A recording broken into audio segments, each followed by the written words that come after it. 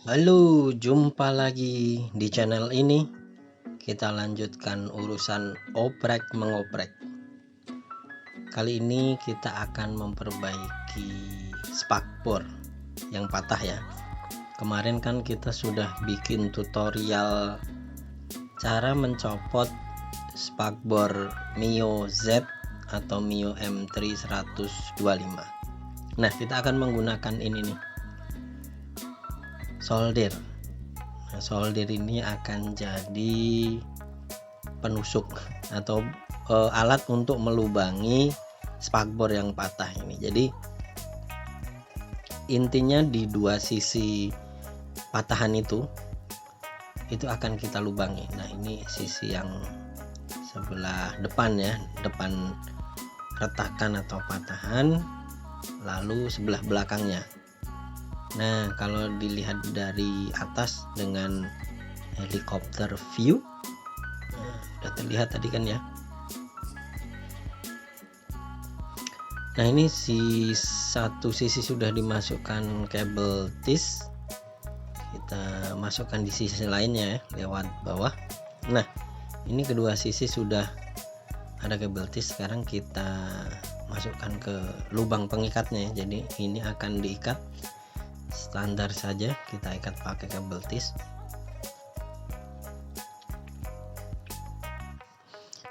Nah, ini sudah ditarik ini tadi,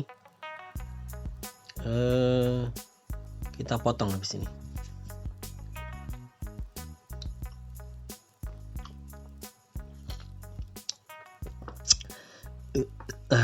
Saya nyeruput kopi dulu.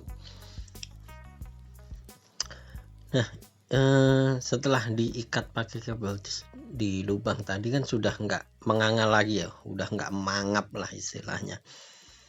Kita bikin lubang lain, jumlahnya total akan ada 9 pasang lubang ya, karena harus sepasang gitu untuk memasukkan kabel ties dari atas ke bawah, dimasukkan ulang dari bawah ke atas, lalu baru diikat.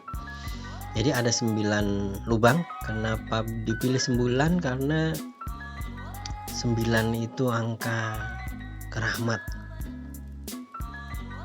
Ingat kan, di Jawa itu ada Wali Songo ya, yang terkenal hebat itu, kuat itu. Mereka orang-orang hebat. Terus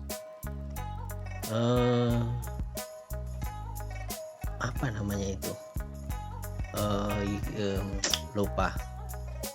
Anime Naruto itu kan juga punya piaraan Kyuubi itu ya, rubah dengan ekor 9. Ini 9 itu emang angka istimewa. Nah, jadi kita bikin 9 lubang, 9 pasang lubang. Oke, ini tadi saya hitung-hitung, sebenarnya pasnya di angka 9 itu sih, dengan jarak yang tidak terlalu jauh, tidak terlalu rapat, dengan retakan selebar itu, paling pas itu 9 lubang. Jadi saya bikin 9 lubang. Oke, sudah selesai.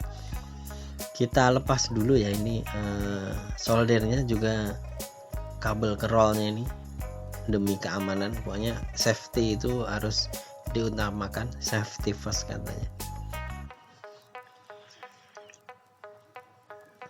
Nah, sekarang tinggal kita masukkan kabel tis tadi ke 9 pasang lubang. Kita masukkan satu persatu, dari atas ke bawah, dari bawah spakbor balik lagi naik ke atas gitu, satu persatu. Nah, kenapa memakai kabel tis? Karena menurut saya ini paling kuat. Dia kalau ditarik set sampai mentok, pokoknya sampai mentok, udah nggak bisa ditarik lagi, udah kenceng gitu. Itu ikatannya itu kuat, bener-bener kuat, dan dia nggak merusak. Bisa juga sebenarnya pakai kawat yang kuat ya, misalnya kawat dari kabel dengan diameter 1,5 inch kan lumayan besar ya, itu kan bisa diputar pakai tang. Cuma dia kenceng maksimalnya susah. Kalau dipaksain terus sampai mentok itu ada resiko juga pecah ininya, karena emang udah retak kan ya. Kalau pakai kawat diikat kenceng, ada kemungkinan spakbornya ini yang kalah gitu. Jadi ini emang secara umum ya kasus kita ini lagi benerin spakbor, tapi cara ini sebenarnya bisa juga digunakan untuk bodi motor yang lain sih. Misalnya sayapnya patah retak gitu setelah jatuh atau apa gitu, tuh ada benturan retak, bisa juga sih digunakan cara ini, walaupun kurang estetik ya, karena kan kelihatan ya kalau bodi luar. Kalau ini kan ada di bawah lampu, ada di bawah bodi, jadi nggak terlalu kelihatan.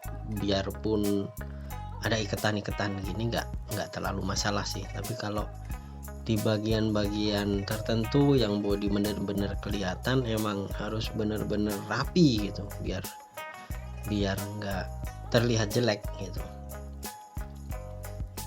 Nah ini 9 ekor rubah QB 9 kabel di sini kita tarik satu persatu sampai benar-benar mentok gitu ya, sampai udah nggak bisa kan kalau kabel tis ditarik itu dia ada kayak geriginya, tik tik tik tik tik, kerasa kan ya.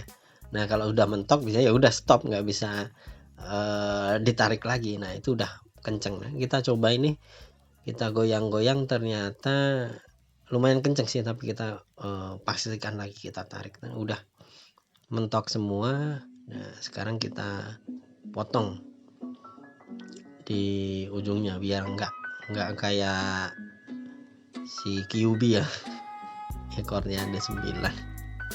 Jadi biar lebih rapi kita potong-potong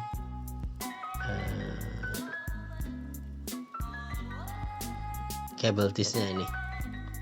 Cara ini saya gunakan juga di Vega saya sih. Jadi di bagian kap lampu itu kendor kan, saya pakai cara ini. Nanti kita review kapan-kapan ya. Jadi kapnya jadi lebih anteng, nggak berisik dengan model ikat itu. Oke, ini sudah kelar, dan tadi udah coba digoyang-goyang sih, nggak kendor lagi, terlihat rapat. Nah sampai di sini projectnya, yang penting udah nggak mangap lagi spakbornya. Yang kasusnya sama silahkan dicoba, semoga sih bisa kenceng. Oke, ini peralatan perang buat nanti masang, tapi projectnya sampai sini dulu. Kita perbaiki spakbornya, sudah beres. Terima kasih sudah menonton, semoga bermanfaat tips ini. Sampai jumpa di ngoprek-ngoprek selanjutnya. Nanti next projectnya kita masang ini ya, tapi kita istirahat dulu. Terima kasih semuanya.